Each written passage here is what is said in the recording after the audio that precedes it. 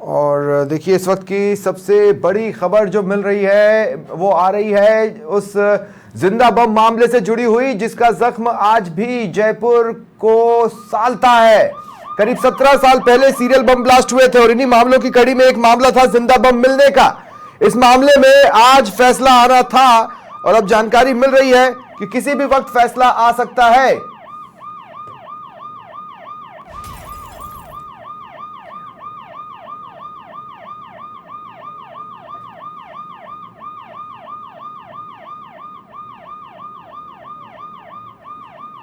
और देखिए चारों आरोपियों को दोषी करार दिया गया है।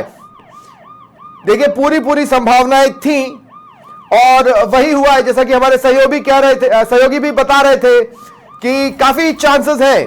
तो एक बार फिर इंसाफ की उम्मीद जगी है क्योंकि इससे पहले तक तो झटके ही झटके लगे थे, लेकिन अब एक बार फिर इंसाफ की उम्मीद जगी है। देखिए जिस तरह से सिलसिलेवार तरीके से बम ब्लास्ट हुए थे, जिस तरह से सिलसिलेवार तरीके से बम फटे थे, लोगों ने अपनी जान गंवाई थी, कई लोग थे जो घायल भी हुए थे। उस मामले में जो बम ब्लास्ट हुए हैं उसमें कौन दोषी है अभी तक सामने नहीं आया है। कौन कौन लोग जुड़े हुए थे सामने नहीं आया है। लेकिन एक जो जिंदा बम का मामला मिला था, लोगों को यह डर सता रहा था कि कहीं एक बार फिर घटनाक्रम मुंह न चिढ़ा दे और इंसाफ कहीं ऐसा ना सामने आए कि मन महसूस कर रह जाना पड़े।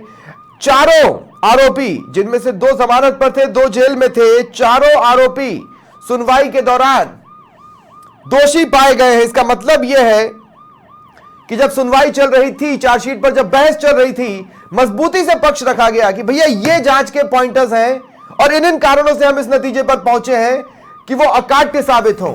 और जब अकाट्य साबित हुए तो ये फैसला सामने आया। 2022 का एक फैसला था S G Ambedkar union of India, जिसमें सुप्रीम कोर्ट ने कहा था कि सब 124A को अभी आप होल्ड पर रखो, इन फर्दर जब तक इसके बारे में केंद्र सरकार किसी बिंदु को तय नहीं कर लेती है तब तक कोई नई FIR दर्ज नहीं होगी और ना ही पुराने जो ट्रायल है वो इसके हिसाब से आगे प्रोसीड करेंगे, वो रुकी रहेंगी।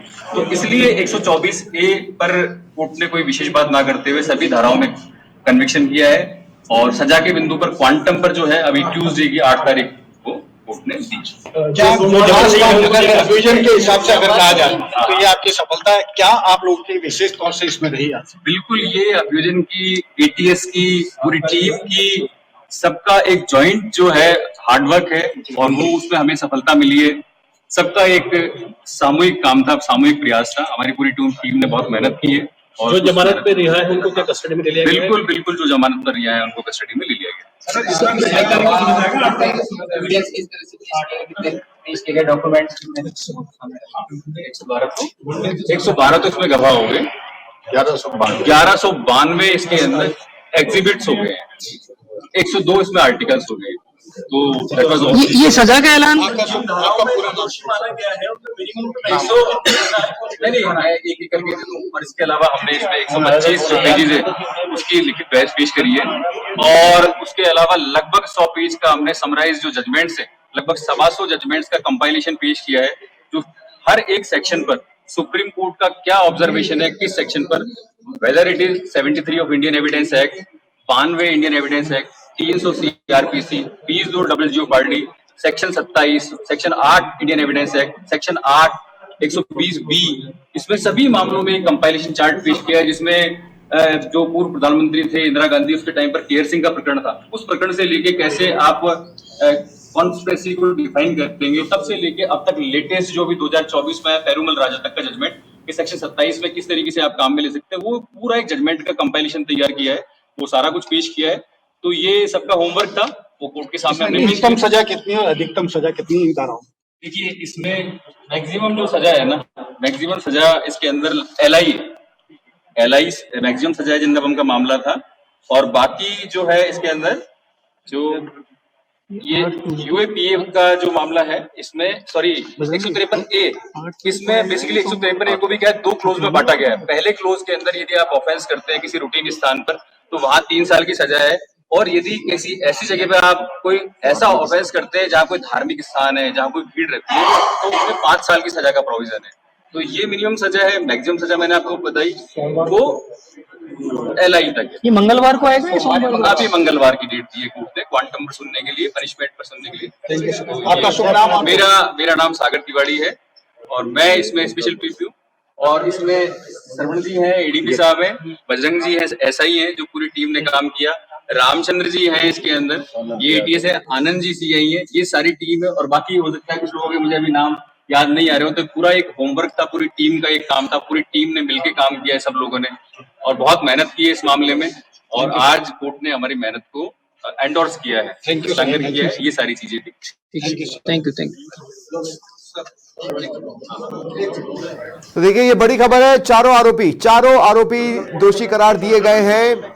और आपने सुना, जब सजा पर बहस होगी जाहिर तौर पर जो इन दोषियों के जो वकील हैं वो कोशिश करेंगे कि मिनिमम से मिनिमम सजा हो, लेकिन जिस तरह से पुख्ता तरीके से इस पूरे केस को प्रस्तुत किया गया है, ये चारों आरोपी दोषी करार दिए गए हैं। अब बस उम्मीद यही है कि यहां से इंसाफ का सिलसिला आगे बढ़े तो संपूर्ण इंसाफ तक पहुंचे।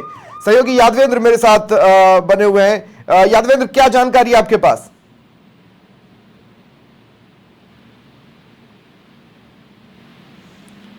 यादवेंद्र, सुन पा रहे हैं आप?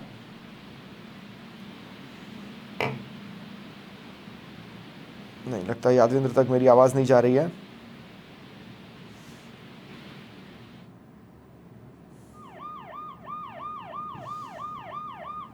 तो ये बड़ी खबर, चारों आरोपी दोषी करार दिए गए हैं। अब इनकी सजा पर बहस होगी और उसके बाद इन्हें सजा सुनाई जाएगी। हालांकि इनके पास आगे के कोर्ट में जाने का अधिकार है, ये चाहे तो ऐसा कर सकते हैं, लेकिन जिस तरह से पुख्ता सबूतों के साथ इस केस को डील किया गया, देखिए कहते हैं दूध का जला छाछ फूंक कर पीता है। बम ब्लास्ट मामलों में हम ये कह सकते हैं कि जांच एजेंसियां एक तरह से दूध की जली हैं, क्योंकि इतनी ज़बरदस्त किरकिरी इससे पहले शायद ही कभी हुई हो कि भाई एक के बाद एक तड़ातड़ बम ब्लास्ट होते हैं और उन मामलों में आप जिनको भी पकड़ते हैं वो बरी हो जाते हैं, छूट जाते हैं। ये आखिर चल क्या रहा है? लेकिन ये एक जिंदा बम मामला ऐसा, ये एक टर्निंग पॉइंट उस काले दिन का हो सकता है। यहाँ से इंसाफ की दिशा में तेजी से कदम बढ़ सकते हैं। आखिरकार कम से कम ये एक मामला जिसमें दोषी करार दिए गए, ऐसा नहीं है कि बम ब्लास्ट मामलों में लोग दोषी नहीं करार दिए गए थे, दोषी करार दिए गए थे, लेकिन फिर मामला कुछ इस तरह से उलझता चला गया कि जो लास्ट निर्णय आया था वो था बरी होने का, और उसके बाद हायर कोर्ट में, उससे ऊपर की कोर्ट में वो मामला गया और अभी वहां पर सुनवाई चल रही है। तो ऐसे में ये भी नहीं है कि वो पूरी तरह से बरी हो गए हैं, लेकिन आप इमेजिन कीजिए इस तरह के केसेस में पीड़ित पक्ष पर क्या गुजरती होगी, जयपुर पर क्या गुजरी होगी, राजस्थान पर क्या गुजरी होगी जब ये आदेश निकलकर सामने आता है कोर्ट के रूम से कि भाई सभी लोगों को बरी किया जा रहा है। बहरहाल वो एक अलग मामला था, लेकिन उसी कड़ी में उसी दिन जो एक जिंदा बम मिला था उस मामले में ये आरोपी पकड़े गए थे। और सहयोगी यादवेंद्र मेरे साथ बने हुए हैं। यादवेंद्र, क्या जानकारी है?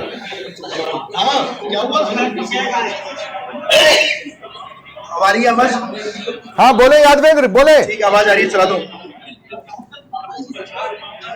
इधर आ जाए आप।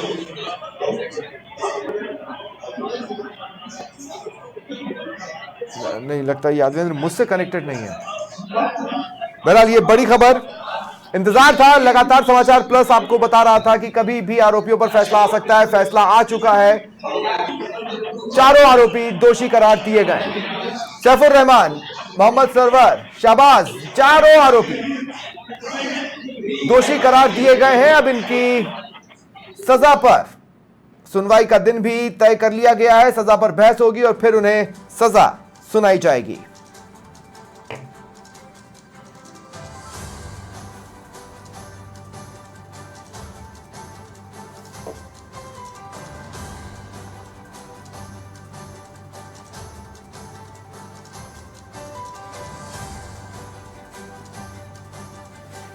और एक बार फिर कोशिश करते हैं सहयोगी यादवेंद्र से बातचीत की। यादवेंद्र, मेरी आवाज मिल रही है